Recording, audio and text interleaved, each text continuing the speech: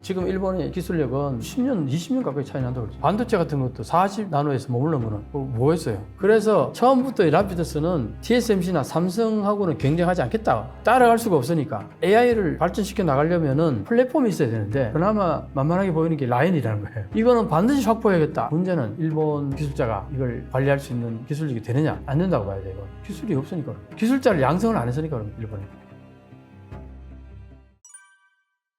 일본 지금 반도체는 어떤 현상이냐니까 과거에 흥했다가 이제 거의 쇠해가지고 존재감이 없었는데 최근에 이제 일본 정부가 반도체에 엄청난 에너지를 쏟아붓잖아요. 그게 이제 왜 그러냐 하니까 미국과 중국이 서로 패권 경쟁하다 보니까 미국 입장에서는 최첨단 무기가 중국에 들어가지 않기를 바라는 거잖아요. 그게 가장 중요한 게 반도체란 말이에요. 그 반도체를 미국이 봉쇄를 하잖아요. 중국에 못 들어가게. 그러다 보니까 봉쇄하는 대신에 어떤 시장 하나를 물고 투자해야 될 거 아니에요. 그게 일본을 생각하는 거예요, 미국이. 그러니까 이제 대체제로서 일본이 들어가는 거예요. 일본 입장에서는 미국이 자기들한테 이제 호의적으로 눈길을 보내주는 거 기회는 이때다 하고 마구 이제 여기다 투자를 하는 거예요, 일본 정부가. 그래서 일본 정부가 의욕적으로 추진하는 게 3단계로 추진하는데 첫 단계에서는 일단 내 땅에 반도체를 생산하도록 해야겠다. 왜냐하면 팬데믹 때 반도체를 구하지를 못해가지고 자동차를 60만 대를 못 만들었어요. 반도체를 못 구해가지고 자동차에는요 들어가야 되는 반도체가 1000개 되는 것도 있고 100개가 되는 것도 있는데 그 중에 한 개만 없어도 차를 못 만들어요. 반드시 있어야 되는 거니까. 그러니까 이제 60만 대를 못 만들어 쇼크잖아요. 그러니까 이제 반도체를 내 땅에다 만들면 구할 수 있을 거 아니에요. 쉽게. 그래서 이제 내 땅에다가 반도체를 만드는 공장을 지어야겠는데 내가 만들 수 있는 기술은 없으니까 일단 외국 기업이 국내에 들어오도록 유치를 한 거예요. 그게 TSMC 아니에요. 그게 구마모토의 TSMC인데 거기에 TSMC에다가 보조를 얼마나 했냐면은 2021년도에요. 전체 보조가 7,740억 엔인데 그 중에 TSMC에다가 4,760억 이렇게 지원을 했어요. 일본이 이렇게 4,760억 엔을 보조를 해줬는데 이게 거의 그 공장 짓는데 반에 해당되는 액수예요. 근데 이때 이제 28에서 10이 나누니까 이게 10년 전 기술이란 말이에요. 그러니까 이제 일본에서 전문가들이 과거 10년 전 기술을 들었는데 거기에다가 국가 예산을 그렇게 많이 보조해 주는 거는 세금 낭비다 하고 비판이 막 쏟아지니까 제2공장을 또 짓겠다 해서 제2공장은 7나노, 6나노 만들 수 있는 공장을 짓겠다. 그거는 한 5년 전 기술이잖아요. 그러니까 거기에 또 이제 엄청난 지원을 해주겠다. 그렇게 해서 2공장을 또 짓는다고 이미 어느 정도 합의가 된 것 같아요. 그 다음 제3공장은 그때는 한 2나노 정도, 1나노 정도 뭐 이렇게 얘기까지 나오더라고요. 거기에 일본 정부가 TSMC에다가 엄청나게 지원을 해주는 거예요. 그 다음에 두 번째 단계가 뭐냐니까 내 땅에다가 파운드리를 만드는 거예요. TSMC는 남의 파운드리잖아. 그럼 이제 2단계는 내 파운드리를 만드는 거예요. 그게 라피더스예요. 라피더스를 만든다고 할 때에 일본의 톱 클래스의 기업들에게 말을 걸었어요. 정부가 어느 정도 보조도 해주고 할 테니까 투자를 좀 하라 해가지고 8개 기업에다가 컨택을 해가지고 투자금 좀 투자하라 했더니 토요타, 덴소, 써니그룹, 기옥시아, NEC, NTT, 소프트뱅크 10억 엔씩 돈을 냈어요. 미쯔비시 은행이 3억 엔 내고 이게 얼마면 총 합해서 73억 엔이죠. 이 라피더스에 총 드는 돈이 5조 엔 정도예요. 5조 엔인데 투자 금액이 73억 엔. 그게 없는 수준이죠. 그렇게 이제 막 의욕적으로 일본 정부가 추진해서 막 밀어가는데 이 기업들의 반응이 이래요. 왜 이런가? 처음에는 이제 마중물이라 해가지고 처음에 조금 내고 좀 있으면 또 많이 내겠지 하고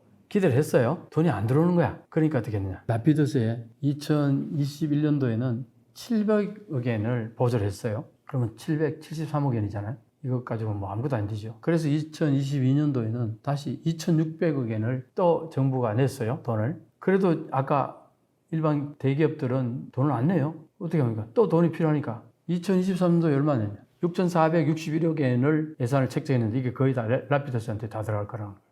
그럼 총 얼마? 한 1조 엔 정도가 정부가 다 된 거예요. 기업은 10억 엔씩 냈어요. 1조 엔 정부가 내고. 그럼 이게 누구 기업이 들어갔어요? 정부 기업인 거예요. 그럼 이거는 대기업들이 참여해가지고 같이 뭘 한다는 게 아니에요. 그럼 대기업은 왜 냈을까요? 이걸 가지고 교재비라고 그래요. 교재비. 정부가 의욕적으로 뭘 한다 그러는데 나 몰라라 할 수는 없고 그 교재비로 10억 엔씩 냈다는 거예요. 이게 지금 현재 일본의 라피더스의 현실이란 말이에요. 그러니까 이게 얼마나 앞으로 이게 진전될까. 근데 정부가 낸 돈은 어떤 위험이 있냐면은 이거 실패해도 아무도 책임 안 져요. 일반 사기업이라면 어떻게 될 것 같아요? 목숨 걸고 할 거 아니에요. 그래도 잘 안 되는데 정부 예산 가지고 뭐 열심히 한다고 하다가 뭐안 되면 책임 안 져요. 돈에. 그러니까 과연 이게 제대로 굴러가겠느냐 하는 우려들이 이제 있는 거죠.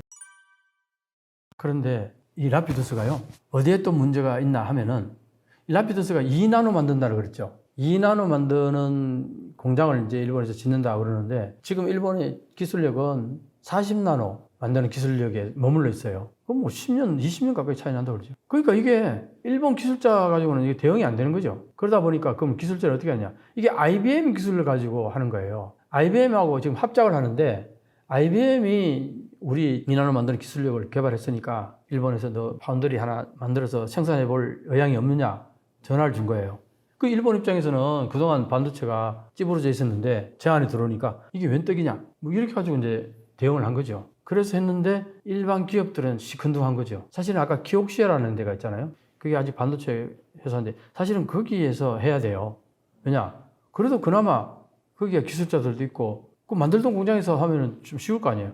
근데 여기서 반응이 시큰둥했어요. 이런 것들이 이제 이 라피두스라는 문명을 이제 어느 정도 예견하는 거죠. 이게 성공 확률이 그렇게 높지 않다고 보는 거죠. 그러니까 이제 2나노라는 게 지금 한국의 삼성이나 TSMC 3나노 가지고 지금 몇 년을 수율 문제로 고민하고 그러는데 이게 쉽지 않단 말이에요. 양산이라는 게. 그런데 이제 2나노를 만들겠다 그러니까 40나노 만드는 기술력 가지고 2나노를 만들겠다 그러니까 이게 말이 안 된다 이거죠. 그래서 IBM에다가 100명 기술자를 파견해가지고 그 기술을 배워오고 지금 그러고 있어요. 그러고 있는데 과거에 일본이 반도체가 흥하다가 거의 망하게 된 게 이 수직통합형 이걸 고수하다가 수평 분산형하고 이게 수직통합형하고 비교를 해보면은 90년대 중반쯤 들어갈서부터는 다 수평 분산형으로 다 갔어요. 그런데 수직 통합형을 고집했던 일본은 어떤 문제가 있나 하니까 이게 반도체 기획하고 설계하고 전 공정이 뭡니까? 반도체 칩을 만드는 거고 후 공정은 반도체 칩을 만드는 걸 그 원판 있잖아요. 거기에 반도체 만들어진 걸 그걸 떼가지고 그걸 이제 여러 가지 선을 연결해가지고 그게 후 공정이라는 거예요. 그 제품에 맞게 이제 접촉하고 연결하고 하는 거잖아요. 그런데 이걸 일본의 그 당시에 전기 종합 상사가 한 10개가 있었는데 한 회사마다 다 따로따로 이렇게 다 만들었어요. 그러니까 이게 한마디로 규모의 경제가 안 되는 거예요. 그런데 전 세계는 어떠냐? 기획이나 설계는 미국에서 팹리스가 다 하고 그 다음에 전공정, 칩을 만드는 거는 파운드리, 주로 TSMC가 다 하고 그 다음에 후공정은 또 후공정 따로 하는 또 전문 업체가 있어요. 이렇게 완전히 전문화된 분업화됐다고요. 엄청나게 이제 세밀화되면서 수준이 높아졌겠죠. 근데 일본은 그 한 기업체가 10개 전기종합상사들이 다 그렇게 완결형을 만들었으니까 이게 시장 가격에 경쟁력이 있겠냐고요. 그래서 사실은 쇠퇴한 부분이 굉장히 커요. 그런데 지금 새로 하려고 하는 이 라피두스를 보면은 이게 거의 수직통합형에서 더 나아간 게 별로 없어요. 다 하려고는 여기서 보면요. 요청하려고 하는 그 회사에서 기획을 받아가지고 라피두스 설계하고 전공정, 후공정 그렇게 완성품까지 다 여기서 만든다는 거예요. 그런데 이제 그러면 여기 변별력이 뭐냐? 변별력은 시간을 단축한다. 시간 단축한다는 게 뭐냐니까 지금 이 라피두스가 최근에 와서 이제 한 얘기가 뭐냐니까 이거예요. AI 기업들 있잖아요. 새롭게 지금 출발하는 미국의 실리콘밸리 가면은 신생 기업들, AI 기업들이 굉장히 많다는 거예요. 벤처 기업들이. 그 벤처 기업들이 이제 어떤 제품을 만들려고 그럴 때 AI 쪽으로 만들려고 그럴 때 이 반도체를 만들어야 될 거 아니에요. 근데 그 기획을 짜가지고 파운드리에게 맡겨야 될 거 아니에요. 자, 그러려니까 이게 벤처 기업들이 수량이 그렇게 많은 걸 요구하지는 않을 거 아니에요. 소규모일 가능성이 높다는 거죠. 그 소규모를 가지고 TSMC에 맡기기에는 TSMC는 이게 대량 주문을 받아가지고 대량 생산하는 게 적합되어 있다면 레인 하나 까는 데만 해도 그 돈이 엄청나게 들고 그렇단 말이에요. 그러니까 소규모 AI 벤처 기업들이 발주를 하더라도 그거는 받아들이고 싶으면 별로 없을 거예요. 요걸 이제 이게 틈새 기업이잖아요. 래피드스가 요걸 받아가지고 요걸 가지고 설계 반도체 만들어서 걔들 원하는 데까지 완성품까지 다 만들어주겠다. 그래서 이제 여기 걸리는 시간이 한 3개월로 잡는 거예요. 소규모니까 빨리 만들어서 준다는 거예요. 근데 AI 제품은 그렇잖아요. AI라는 게 지금 새롭게 막 신생 기업들인데 이게 설계가 하나 나오는데 이게 제품이 나올 때까지 1년씩 걸려버리면은 이미 그때는 시대 뒤떨어진 제품이 나올 가능성이 있잖아요. 그러니까 시간 단축이 굉장히 중요하다는 거예요. 빨리빨리 그때 아이디어 나온 걸 바로 제품을 만들 수 있으면 좋겠다. 요게 이제 TSMC나 삼성 같은 데서는 이게 적응하기가 좀 그러니까 라피더스가 요걸 하나의 고객으로 타깃으로 삼겠다. 이래가지고 미국 실리콘밸리에 거기다 사무실 하나 차려가지고요. 거기에서 접촉을 하는 거예요, 사람들. 고객 모집하려고. 자, 그런데 아까 얘기했잖아요. 이 공장 하나 세우는데 5조 엔 든다 그랬잖아요. 그렇게 어마어마한 돈을 들였는데 반도체 공장은 계속 투자를 해야 돼요. 기술이 업그레이드 되고 하니까. 지금 5조 투자했는데 그런 조그만 AI 회사의 수주를 받아가지고 과연 남는 장사가 되겠느냐? 이 문제가 심각한 거예요. 나름대로 흐름으로 보면은 틈새 기업을 들어가는 거예요. 일본에도 사실은 규모가 적어가지고 TSMC에 맡기기 애매한 그런 이제 반도체들이 있을 거란 말이에요. 그것들을 래피더스가 하여튼 빠른 시간 내에 만들어주는 소규모로 그걸 이제 담당하겠다는 거예요. 그렇게 해서 이제 영업을 해 나가겠다는 건데 스토리상 얘기로서는 어느 정도 설득력이 있긴 한데 이제 소규모라는 거는 엄청나게 많아야 될 거 아니에요, 이게. 엄청나게 소규모의 많은 수의 회사들이 있어가지고 래피더스한테 물량을 줘서 그게 이제 생산이 됐을 때 투자 금액을 빼내고 또 새로 투자할 수 있는 만큼의 이익을 남길 수 있느냐? 이 문제가 중요한 거예요. 이게 과연 가능하냐? 상당히 어렵다고 보는 거예요. 그래서 처음부터 래피더스는 TSMC나 삼성하고는 경쟁하지 않겠다 얘기를 하고 나와요. 따라갈 수가 없으니까 그쪽하고는 다른 쪽으로 틈새 기업으로 가겠다. 내가 볼 때는 래피더스가 하도 비난을 많이 받으니까 고객을 어떻게 만들 거냐 하니까 엄청나게 머리를 굴려서 생각해낸 게 이거 같아요. 나름대로 내가 들어보니까 그거는 어느 정도 납득이 가는 거예요. 근데 벤처 기업이 수백 개, 수천 개가 될 수 있느냐? 이 문제가 이제 남는 거죠. 일본 정부는 여기에다가 엄청나게 에너지를 쏟아붓고 있어요. 아까 봤죠? 보조금도 1조 엔을 줬단 말이에요. 래피더스에. 근데 앞으로 몇 조 엔 더 들어갈지도 몰라요. 그런데 일본 정부가 예산이 있느냐 이거야, 앞으로. 경제산업성에서 처음에 몇천억 주고 더 이상 달라고 그러지 말아야 그랬는데 정치권에서 하도 압력이 들어오니까 또 만들어내고 지금 그런 상황이에요. 그러니까 이제 어떻게 보면은 한국의 시청자들이 가끔은 일본이 지금 엄청나게 반도체 에너지 쏟아붓고 있는데 우리 엄청난 경쟁자가 되는 거 아니냐. 처음부터 아예 경쟁 상대로 들을 생각을 아예 안 하고 출발하고 있어요. 스스로가. 그러니까 경쟁 상대로 보는 것 자체는 어불성설이다. 근데요, 최근에 얘기 들어보니까 일본 야후 라인이 한국에 지금 있는 데이터베이스를 일본으로 가져가겠다 이 얘기잖아요. 이건 한국에 둘 수 없다는 거 아니에요? 가장 우려하는 건 이거예요. 한국이 그 라인의 데이터 이걸로 플랫폼을 일본에서뿐만 아니라 동남아 쪽도 다 지금 커버하고 있는데 엄청나게 그 앞으로 확장될 수 있는 라인 플랫폼을 일본에 홀딱 뺏긴다. 그게 제일 큰 거고 일단. 그 다음에 두 번째는 라인에 지금 관여되어 있는 2,500명 정도 되는 직원들이 결국은 이제 이렇게 넘어가고 하면 나중에는 다 이제 방출될 거 아니냐. 직장을 잃어버릴 게 아니냐. 이렇게 이 두 가지가 이제 되게 염려 상태인데 일단 이게 이제 문제가 되니까 라인 야후에서는 고용은 그대로 이어가겠다. 지금은 그렇게 얘기해요. 얘기했다가 나중에 뭐 여러 가지 구실 달아서 하나씩 둘씩 이렇게 쏟아낼 수도 있는 거 아니에요? 그런 부분이 있는데 자, 문제는 이 사람들을 다 이제 방출하고 나면은 일본 기술자가 이걸 관리할 수 있는 기술력이 되느냐? 안 된다고 봐야 돼요. 기술이 없으니까 그런 거예요. 기술자를 양성을 안 했으니까 그런 거예요, 일본에. 플랫폼이라는 것 자체가 없었으니까 거기에 대한 소위 말하는 교육이 안 된 거죠. 아까 얘기했잖아요. 반도체 같은 것도 40나노에서 머무른 거는 뭐였어요? 기술자 그대로 계속 이어서 양성도 안 하고 했기 때문에 그런 거죠. 그거는 왜 그러냐?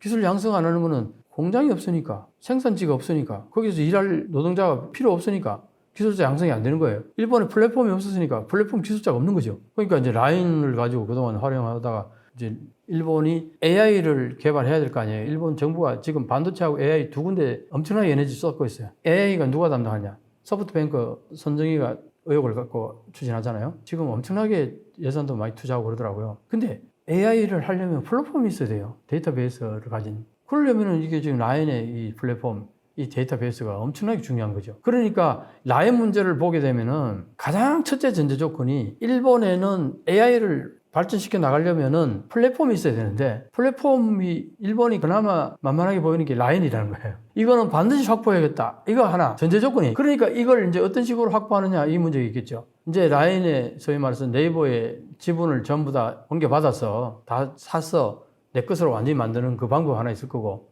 근데 이제 네이버가 지분을 다 팔지 않겠다 그러면 강제적으로 팔 수는 없는 거니까 이제 다른 방법을 뭐 어떻게 또 결국 그게 이제 소위 말해서 괴롭히는 거죠. 뭐 네이버 괴롭혀가지고 도저히 같이 일 못 해먹겠다. 에이, 그나마 높은 가격으로 준다 그럴 때 팔고 나가겠다. 이런 마인드가 생기도록 하는 방법도 있을 거고. 그러니까 여러 가지 그런 식으로 해가지고 어쨌든 라인을 강탈하고 싶은 마음은 명백한 사실이에요. 왜? AI를 계속 발전시켜 나가려면 이게 반드시 있어야 되기 때문에. 이걸 전제 조건 하에서 우리가 모든 걸 봐야 된다는 거예요. 그러니까 일본 정부가 지금 무슨 얘기를 했다 안 했다 이런 차원의 얘기 아니라 이거는 이미 기정사실화하고 그걸 어떤 식으로 방어할 거냐. 네이버는 어떻게 앞으로 사업을 운영해 나갈 거냐. 그러면 그게 정말 네이버의 생각이라면 정부는 그걸 존중해주고 거기다 백업해주고 이런 건데 여기에서 하나 중요한 건 뭐냐니까 네이버가 지금 사실은 초기 단계에서는 일본 정부한테 한마디로 쫄아가지고 일본 정부가 어느 정도 요구하는 걸 들어주지 않을 수가 없다는 마인드에서 여러 가지 구상을 한다 그러면 이게 이미 문제가 되는 거예요. 그 뒤에 한국 정부가 들어가가지고 라인이 어떤 생각을 하느냐 그게 따라서 우리는 그냥 백업만 해주겠다. 이러면 이미 게임 끝난 거예요. 초기 단계에서 이미 라인은 일본 정부한테 기가 이제 완전히 꺾여가지고 같이 뭘 계속 해보겠다는 마인드가 사라졌을 수도 있다는 거죠. 이 부분이 굉장히 중요하고 그래서 이걸 원위치를 시켜가지고 라인한테 네이버한테 정말 원하는 게 뭐냐. 일본 정부가 아무리 그래도 절대 한국 정부가 그걸 반대하고 외교적으로 그걸 잘 관리하면은 정말 당신들이 원하는 대로 할 수 있다. 이렇게 한국 정부가 얘기해 준다면은 진짜 너가 하고 싶은 게 뭐냐. 이렇게 얘기가 접근돼야 되는 거예요. 라인 기술자들 대부분 그렇게 얘기해요. 이거 14년 동안 고생해서 키워온 건데 그냥 넘겨주기는 너무 애통하다 이런 얘기를 하잖아요. 그럼 그걸 전제로 해서 해야 된다는 거예요. 한번 생각해봐. 그걸 또 넘어가는 순간 한국에도 AI 산업을 계속 활성화시켜 나가고 이걸 키워나가려고 그러잖아요. 그럼 이게 라인이 일본한테 넘어가서 소프트뱅크한테 완전히 모든 주권을 다 넘겨주면은 소프트뱅크가 AI가 엄청나게 발전할 거 아니에요. 그러면 피트이게 경쟁해야 되는 상황이 되는 거예요. 그럼 한국에는 엄청나게 이게 하나의 위기의식으로 다가올 수 있다는. 그런 측면에서 보면 이건 라인은 이걸 우리가 넘기지 않고 우리가 킵할 수 있다는 것은 우리 앞으로 AI 산업에 있어서도 엄청나게 이거는 중요한 하나의 포인트라는 거예요. 이제 내가 볼 때는 이런 것인 거예요. 지금 그 라인의 아버지가 누구예요? 진중호 이사를 이번에 그걸로 인해서 해임했다 그러잖아요. 그러니까 이제 이번에 개인정보 51만 명을 누출했던 것 때문에 그 사고 때문에 책임을 지고 이제 이사직에서 물러났단 말이에요. 그럼 이제 그 경영진에 한국인은 한 사람도 없어요. 자, 그럼 물러날 때 내가 볼 때는 압박이 좀 있었지 않을까. 그 압박이라는 거는 일개 기업인으로서는 참 두려웠을 수도 있어요. 그러니까 일본에서는 얘기했어요. 일본 정부가 시정명령을 내리잖아요. 그러면 이런 게 정부 대 시민사회잖아요. 이게 정부 대 시민사회가 민주화된 국가에서는 한국 같은 경우는 시민사회의 역할이 힘이 굉장히 커졌잖아요. 옛날에 우리 70년대 군부 독재 같을 때는 시민사회가 힘이 없고 정부가 압도적으로 힘이 강했단 말이에요. 근데 지금은 한국은 그렇지 않잖아요. 근데 일본은 과거에 우리 그 70년대 정도의 그 국가 힘이 막강한 거예요. 정도로. 그러니까 일본 정부가 어떤 시정명령이 나오면은 민간 기업들이 저항할 수 있는 제도적인 뒷받침도 별로 없어요. 왜냐하면은 한국에서는 예를 들어서 시정명령 자체가 이게 불법이겠다, 과도하다. 그러면 우리는 행정재판을 걸 수 있잖아요. 그래서 그게 이제 시정명령이 불법일 경우에는 무죄라든가 뭐 그래서 시정명령을 철회하다라든가 이런 게 나올 수 있잖아요. 일본은 그럴 가능성이 거의 제로라는 거예요. 이게 되게 두려운 얘기 아니에요? 그러니까 한번 일본 정부가 정말 열받고 그냥 감옥에 넣어버리면 못 나와요, 아예. 일본에서는 감옥에 한번 갔다가 무죄로 나오는 경우가 1%도 안 된다든가 거의 뭐 들어가면 99% 이상이 살게 된다는 거예요. 우리나라는 그렇지 않잖아요. 그러니까 이제 라인 경영진이 느꼈을 공포 같은 게 크지 않았을까. 나는 그렇게 이제 보는 거죠. 이런 부분들을 이제 정부 차원에서 외교적인 차원에서 어느 정도 해소해 줄 수 있느냐. 한국 정부는 반드시 그걸 해야 된다는 거예요, 내 얘기는. 이게 이제 워낙 중요하기 때문에 일개 기업에게 맡기지 않는 거예요. 왜냐, 지금 일본 정부도 여기 개입하는 이유가 뭐냐니까 이거는 그냥 일본 기업의 그냥 기업 활동이 아니라 경제 안보라는 맥락으로 들어와요. 미국이나 일본이 반도체에다 저렇게 엄청나게 개입하는 이유가 저게 경제 안보라는 용어를 써요. 경제면 경제인데 안보가 들어가는 거예요. 이건 국가 안보에 지켜야 되는 경제다. 그래서 지금 일본의 입장에서는 라인의 그 정보 있잖아요. 개인 정보는 AI 산업을 하는 데 있어서 반드시 필요한 거라고요. 이게. 플랫폼이. 그렇게 보면 일본에서는 이거는 앞으로 일본이 살아남을 길은 반도체하고 AI 이쪽밖에 없는데 이거는 국가 미래를 좌지우지하는 사업일 수도 있다고 인식하는 거예요. 일본 정부 입장에서는. 그러니까 사생결단으로 나는 달라들어서 이 라인을 어쨌든 자기 것으로 하려고 그럴 거라는 보는 거예요. 이게 눈에 보이니까 이거 그렇게 간단한 문제가 아니다.